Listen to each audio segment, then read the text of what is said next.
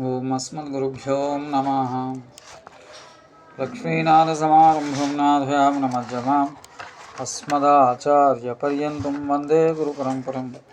వసుదేవసుతం దేవం కంసచానూరమర్దనం దేవకీ పరమానందం కృష్ణం వందే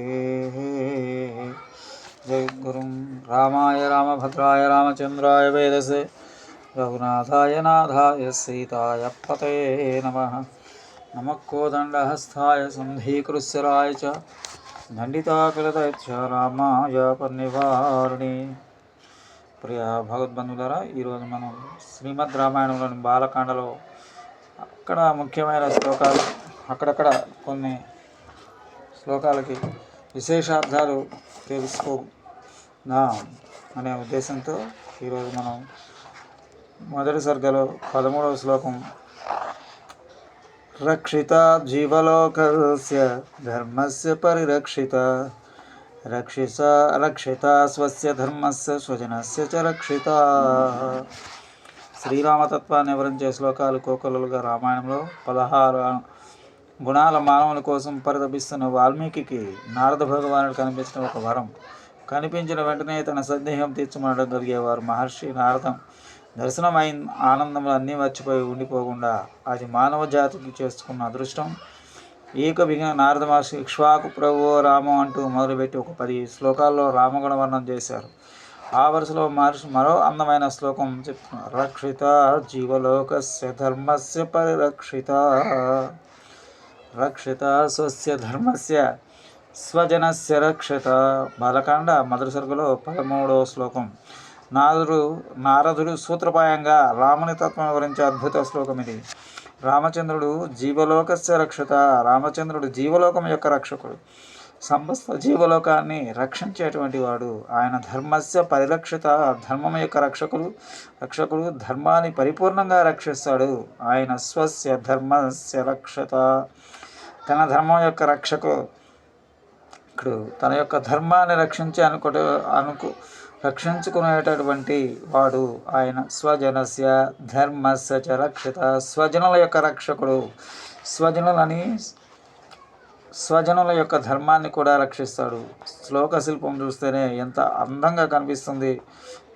జీవలోకాన్ని, స్వజనాన్ని రక్షిస్తాడు, ధర్మాన్ని, స్వధర్మాన్ని రక్షిస్తారు. ఈ విషయం 4 పాదాల శ్లోకాల్లో నిబద్ధం చేశాడు వాల్మీకి మహర్షి. రక్షిత అనే ప్రథమ ఏకవచన శబ్దం రుకారాంతము. రక్షత్రు శబ్దం అది రాముని స్వభావం అర్థమవుతుంది మనకి ఇక్కడ. సమస్త జీవులను రక్షించటం ఒక ఎత్తు అయితే, ఈ విశ్వాన్ని ధరించేటువంటి ధర్మాన్ని కాపాడటం మరొక ఎత్తు.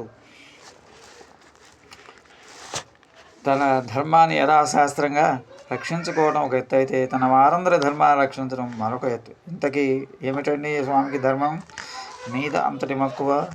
సర్వరీ దీపక చంద్ర ప్రభాతే దీపకో రవి త్రైలోక్య దీపకో ధర్మ. రాత్రి వెలుగునిచ్చే చంద్రుడు, పగటిపూట వెలుగునింపే సూర్యుడు, త్రిలోకాలకు ఉభయలోకాలకు వెలుగునిచ్చే ధర్మం. అయితే అన్ని పనుల్లో స్వామి చూపిస్తున్న సామాన్య ధర్మం రక్షత్రో ధర్మం. రక్షణే రామావతార లక్షణం. ఇక వ్యాకరణం ప్రకారం తాశీల్యే త్రిచ్, రక్షణ అనేది తన స్వభావశీలంగా కలవాడు అని చెప్పడం రక్షత్వ శబ్ద ప్రయోగంలోని విశేషం. అంటే 4 సోపానాల్లో స్వామి తన ధర్మాన్ని తాను రక్షించుకుంటాడు అని అర్థం. అందుకే ఆయన ధర్మస్వరూపుడు.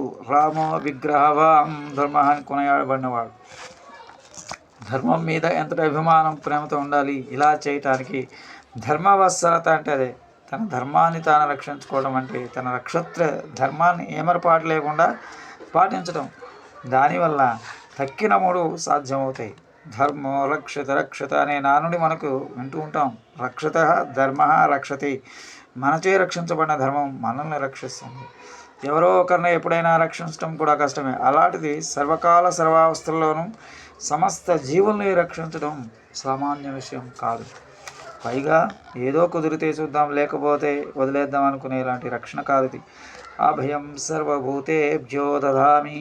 సర్వభూతముల కొరకు అభయాన్ని ఇస్తున్నాను. సర్వభూతముల నుండి అభయాన్ని ఇస్తున్నాను. దదామి అనే వర్తమాన కాలిక క్రియాపదం వేసి మరీ చెప్పారు యుద్ధకాండలో. అంటే నిరంతరం జరుగుతున్న జరుగుబో ప్రక్రియ సుమాది అని చెప్పడం ఏదో యథాలాపంగా చెప్పిన మాట కాదు. ఏ తత్వ్రతం మమ, ఇది నా వ్రతం సుమా అని మళ్ళీ నొక్కి చెప్పాడు. ఇది ఇక అనుమానించడానికి ఏముంటుంది? యస్మిన్ సర్వం స్వజనరక్షత్వం సిద్ధమేవ, ఎవరిలో అయితే సర్వరక్షత్వకం ఉంటుందో వారిలో స్వజన రక్షత్వకం లేకుండా ఎలా ఉంటుంది? రక్షిత జీవలోకస్య, లోకం అనే పదానికి సమూహం అని అర్థం. సమస్త లోకాలని కాదు, సమస్త జీవ సమూహాలని రక్షించేటువంటి స్వామి. ఏం చేస్తారు వీళ్ళని రక్షించడం అంటే? అన్నపానాదుల లోటు లేకుండా చూడటం ఒకటే కాదు, చోరాది ఉపద్రవాల నుండి కూడా రక్షణ ఈయనే కల్పిస్తాడు. స్థూల దేహాన్ని రక్షించడంతో పాటు శ్రౌత స్మార్త రూపమైన ధర్మాన్ని కూడా ఈయనే కాపాడుతాడు. వర్ణాశ్రమ సంబంధమైన జీవలోక మర్యాద పాలన రక్షణ కలిగిస్తాడు. జీవలోకస్య రక్షత, జీవులంటే జీవుని ప్రాణాధారం కనుక కుర్వంతి అయితే జీవాహ, ప్రాణం ధరించి ఉండేవి అని అర్థం మనుష్యాదులు. జీవయంతి ప్రాణధారణం, కారయంతి జీవాహ ఈశ్వరాహ, ప్రాణధారం కలిగించే వారి పేరు కూడా జీవశబ్దంతో పిలువబడుతుంది. అంటే దేవతలు ఈ రెండింటికి కలిపి ఏకశేషగా జీవశబ్దం వాడారు. స్వామి ప్రాణమున్న సమస్త జీవులే కాదట, దేవతలను కూడా రక్షించేటువంటి వారు అని అర్థం. లోకాహ, భువనములన్నీ లోకస్య అని ఏకవచనం వాడారు కాబట్టి ఇక్కడ ఏదో ఒక లోకాన్ని రక్షిస్తారనుకోవడానికి లేదు. లోకములన్నింటినీ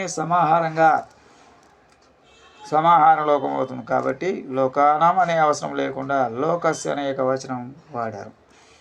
రక్షిత జీవలోకస్య అంటే ప్రజల అనిష్ట పరిహారం చేయటం ద్వారా ఇష్టప్రాప్తిని కలిగించడం, ఇష్టమైనన్నిటిని కలిగించాలి. పరమేశ్వర అయినది మోక్షం, అది కూడా ఇవ్వాలి. అంబరీష, ప్రహ్లాద, ధ్రువులు రక్షించుకున్నట్లు ఇతరుల ధర్మాన్ని కాపాడటంతో పాటు తన ధర్మాన్ని తాను రక్షించుకుంటాడు. దేని నుంచి ధర్మాన్ని రక్షించుకోవాలి? ధర్మపాలన జరగకుండా ఇలాంటి విఘ్నాల నుండి రక్షించుకోవాలి. అవి ప్రకృతి సంబంధమైన కొన్ని అయితే, చుట్టూ ఉండి మనుషుల నుండి ఇతర జీవుల నుండి వచ్చే కొన్ని ఏమాత్రం పూనిక తగ్గిన ముందు వదిలేసే ధర్మం అవుతుంది సామాన్యుల విషయంలో. న కేవలం జీవలోకస్య అపితు తస్య స్వీయస్య, జీవలోక రక్షణ తన ధర్మాన్ని మరవరు.